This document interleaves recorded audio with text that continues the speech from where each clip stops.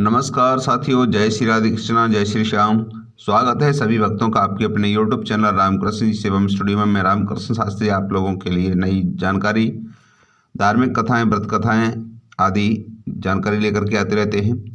आशा करता हूं आप सभी स्वस्थ होंगे और प्रभु से प्रार्थना करता हूं, माँ भगवती लक्ष्मी से प्रार्थना करता हूं कि आपके घर में खुशियाँ बरसाती रहे और आपकी मनोकामना पूर्ण करती रहे। चलिए बात करते हैं आज मौनी अमावस्या के बारे में। मौनी अमावस्या 2024 में कब है और अमावस्या के दिन क्या पितर पृथ्वी पर आते हैं और उनके लिए दीपदान करना कब करना चाहिए, कौन से समय करना चाहिए, शुभ मुहूर्त क्या होता है और मौनी अमावस्या की कथा क्या है, पितरों के लिए दीपदान किस दिशा में करना चाहिए, संपूर्ण जानकारी आज की वीडियो में हम देने वाले हैं। तो इससे पहले वीडियो प्रारंभ करने से पहले आपसे मैं रिक्वेस्ट करना चाहूँगा कि अभी तक आपने चैनल को सब्सक्राइब नहीं किया तो प्लीज़ चैनल को सब्सक्राइब कीजिए। और मौनी अमावस्या जो माघ के महीने में आती है और इसका क्या महत्व है, क्यों मौन रखा जाता है, ये संपूर्ण सभी जानकारी आज की वीडियो में देने वाला हूँ। शुभ मुहूर्त कब है और कब प्रारंभ हो रही है, कब क्या करना चाहिए, सभी जानकारी आपको इस वीडियो में मिलेगी। चलिए वीडियो प्रारंभ करने से पहले बता दिया है, बात करते हैं मौनी अमावस्या। 9 फरवरी दिन शुक्रवार को है। इस दिन स्नान और दान करने से पुण्य फल की प्राप्ति होती है। मौनी अमावस्या पर पितरों को भी खुश रखते हैं क्योंकि अमावस्या के दिन पितर पितृलोक से धरती पर आते हैं और उनको उम्मीद होती है कि उनके वंशज उनको तृप्त करेगा। तब पितर तृप्त नहीं होते, जब पितर तृप्त नहीं होते तो वे दुखी होते हैं। उनकी नाराजगी के कारण पितृदोष लगता है और दुखी पितर अपने वंश को श्राप देते हैं, जिससे उनके जीवन में कई प्रकार की समस्या आने लगती है। मौनी अमावस्या के दिन पितरों के लिए जितना तर्पण, दान, श्रद्धा आदि करना जरूरी है, उतना ही दीप जलाना भी आवश्यक होता है। तो जानकारी है इसमें मौनी अमावस्या पर पितरों के लिए दीप जलाने का महत्व क्या है, कब जलाना चाहिए, कहाँ जलाना चाहिए, ये संपूर्ण जानकारी आज की वीडियो में मिलने वाली है। चलिए बात करते हैं मौनी अमावस्या कब है। मौनी अमावस्या का पावन पर्व माघ मास के दिन होता है और माघ मास के दिन होता है और माघ अमावस्या तिथि का आरंभ 9 फरवरी शुक्रवार 8:02 AM, अमावस्या तिथि का समापन 10 फरवरी शनिवार 4:28 AM पर मौनी अमावस्या का पावन पर्व 9 फरवरी शुक्रवार। धार्मिक मान्यताओं के अनुसार मौनी अमावस्या के दिन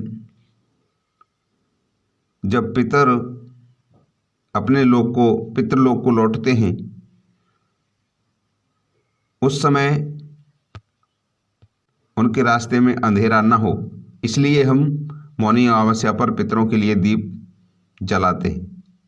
दीप क्यों जलाते हैं कि पितर जब हमारे पृथ्वी पर आते हैं तो सूर्य अस्त होने के बाद वो अपने लोक के लिए वापस जाते हैं, तो लौटते समय उनके लोक के लिए जाने के समय उनके रास्ते में अंधेरा न हो, इस वजह से ही पितरों के लिए दीप जलाए जाते हैं और वे खुश होकर के आशीर्वाद देते हैं।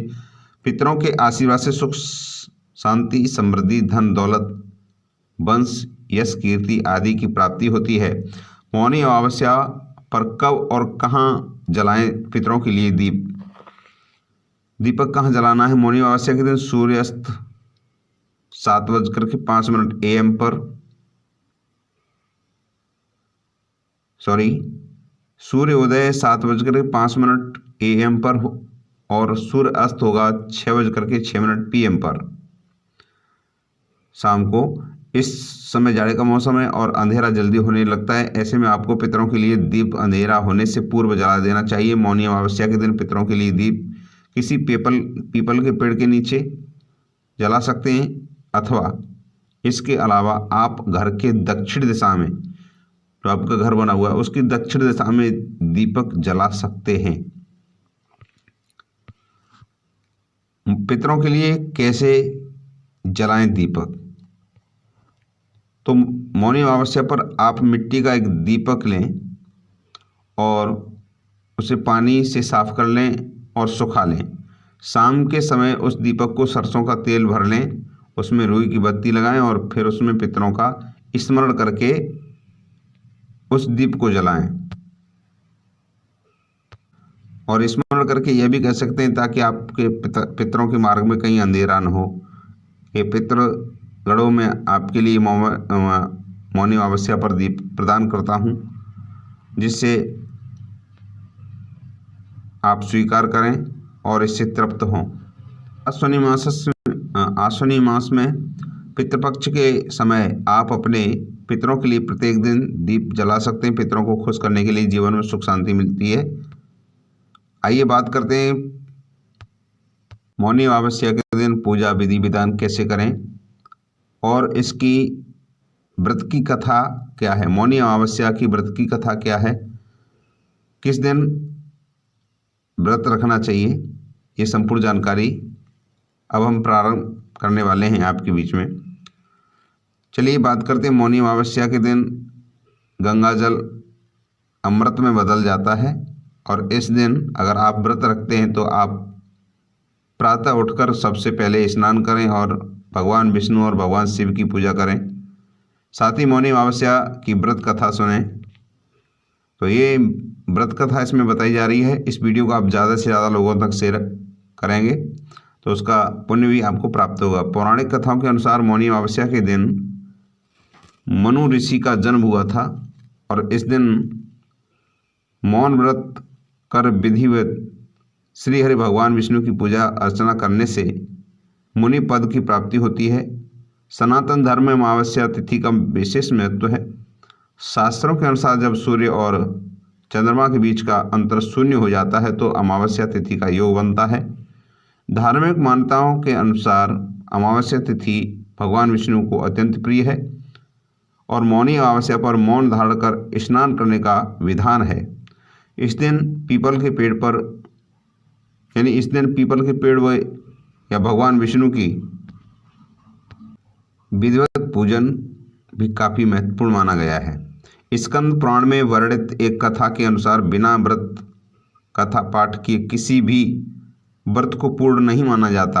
अगर आप मौनी अमावस्या के दिन व्रत रख रहे हैं तो इस कथा को जरूर सुनें और वीडियो को भी ज़्यादा शेयर करें।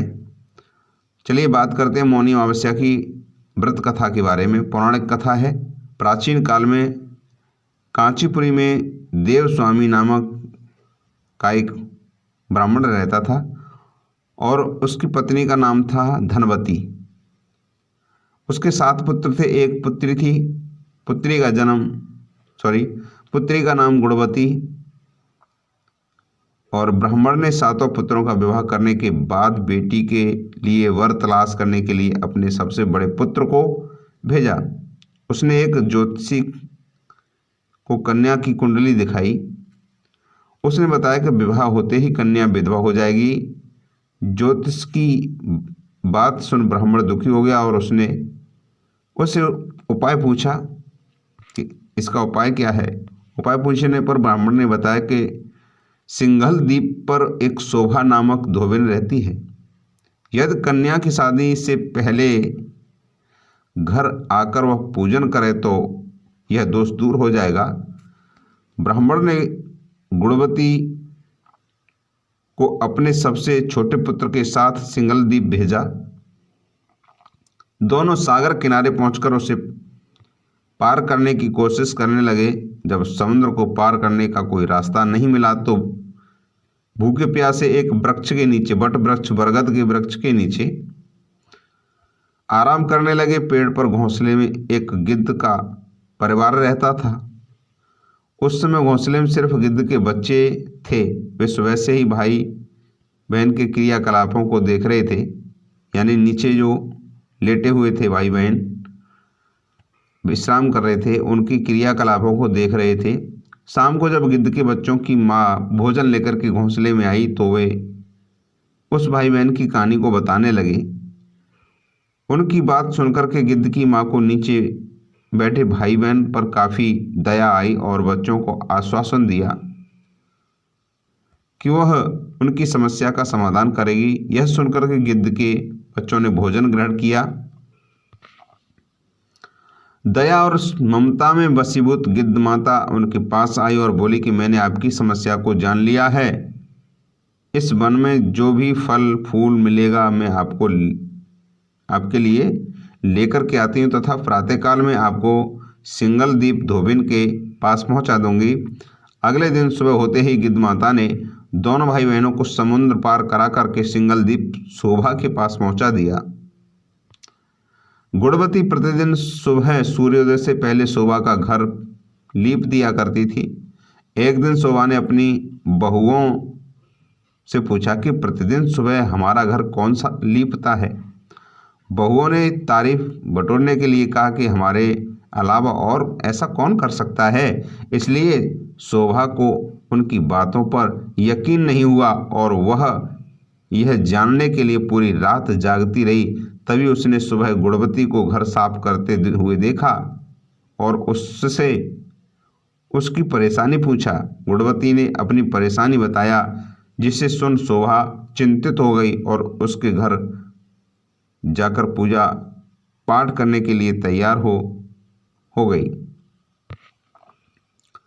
शोभा ने ब्राह्मण के घर आकर पूजा किया, लेकिन उसके बावजूद गुणवती का विवाह होते ही उसके पति की मृत्यु हो गई।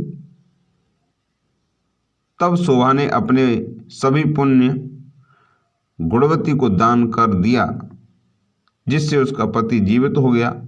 लेकिन पुण्यों की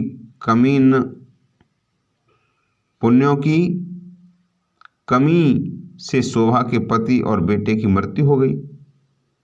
शोभा ने सिंघलदीप लौटते हुए रास्ते में पीपल वृक्ष की छाया में विष्णु जी का पूजन कर 108 बार पीपल की परिक्रमा की। उसके पुण्य प्राप्त से परिवार के सभी सदस्य जीवित हो उठे। इस प्रकार मौनी अमावस्या के दिन किसी पवित्र नदी में स्नान कर विधिवत भगवान विष्णु की पूजा अर्चना करने व पीपल के पेड़ की परिक्रमा करने से मनोवांछित फल की प्राप्ति होती है तथा परिवार के सदस्यों पर भगवान का आशीर्वाद सदैव बना रहता है।